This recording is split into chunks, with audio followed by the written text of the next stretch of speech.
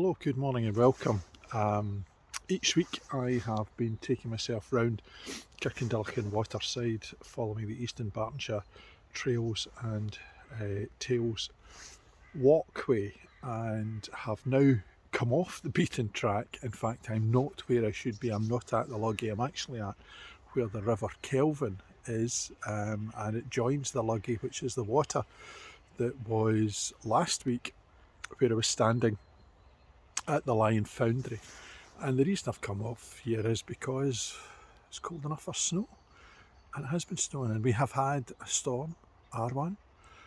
We have taken on the American ideal of giving our severe winter weather names. Our storms are now begin with an A, like hurricanes over in America begin with an A, and then over the season they'll develop. I don't think we've ever got to a Z, but I'm imagining, or for those of you who are American, a Z. Then we'll see how we go this year, because this is quite early. It's not quite the end of November, not quite the 30th of November, which is a St Andrew's Day, but we have snow on the ground.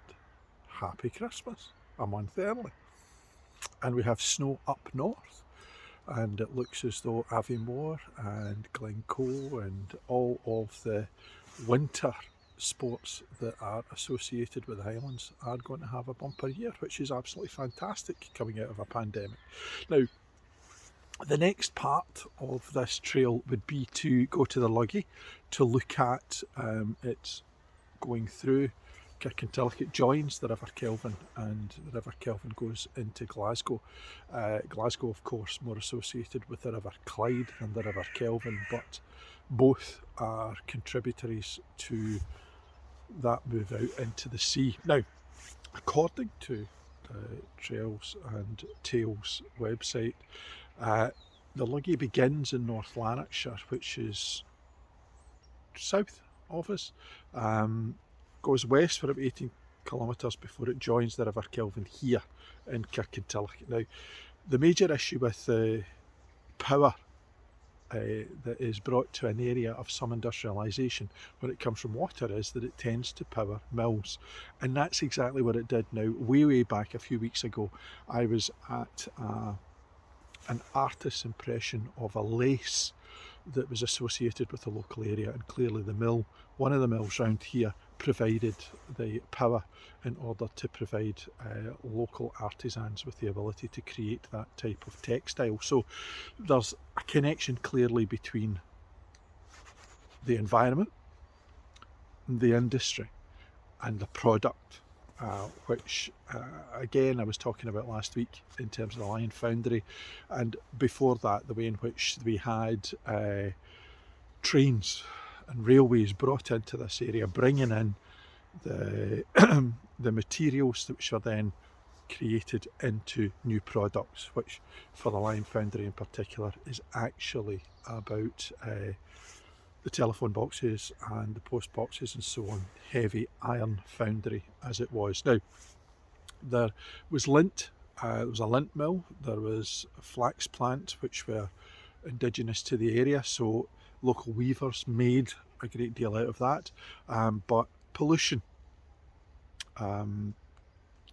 meant that the Luggie in particular was not going to be a place where you were going to get a great deal of power from, so that led to the whole thing coming to an abrupt end. Maybe not abrupt, it'll be a slow down until eventually it disappeared.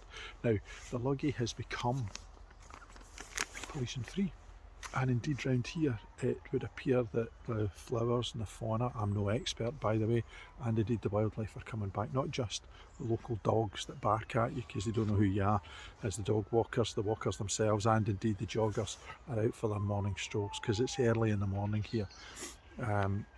Dawn tends to come up about 8 o'clock or thereabouts, which is late on in comparison to the summer when it's about 6, and you can come out and you can do these things and see not a soul.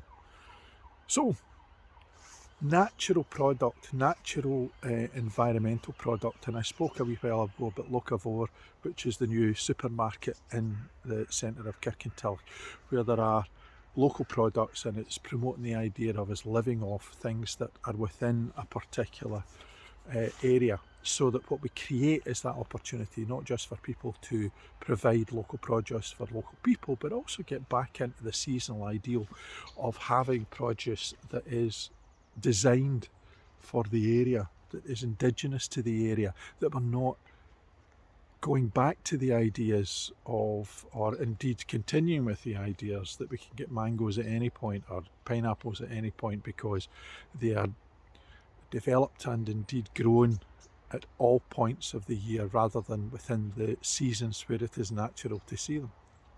And it's getting increasingly that point where apples are in season, and Lorna, my partner, she's a big Red Mac fan, and I will have to go scouring round to see if I can get some Red Macintosh apples, because that's part of her childhood, and that connection with, for those of us of a certain age, a time when you couldn't get exotic fruits every single week in a supermarket, when it was seasonal produce, when your connection with your gut came from what was available to feed it with, is something we seem to have far more of a focus on. But the worry I have, and I think it's quite a concerning one, is that we currently live, for example, in a time when we have more gym memberships than ever before. Yet we have an obesity crisis. We have more opportunities for people to go out and to do things. But we're struggling with mental health and mental ill health. How could that be possible? Would it be possible, perhaps, that what is happening is that the likes of your Locavore and your David Lloyd gym memberships are targeted at those who can afford them, and those that can't are seeing the services that would provide similar agency to their need being starved of cash and opportunity.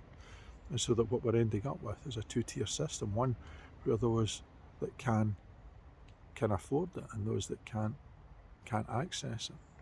And that, as we come out of lockdown, and the way in which we look at a national care service to be like a national health service, free at the point of need, is something that politically really does need to have some kind of debate. And so, on that basis, as I am here in a beautiful part of the world with a significantly beautiful and wonderful morning, bye for now.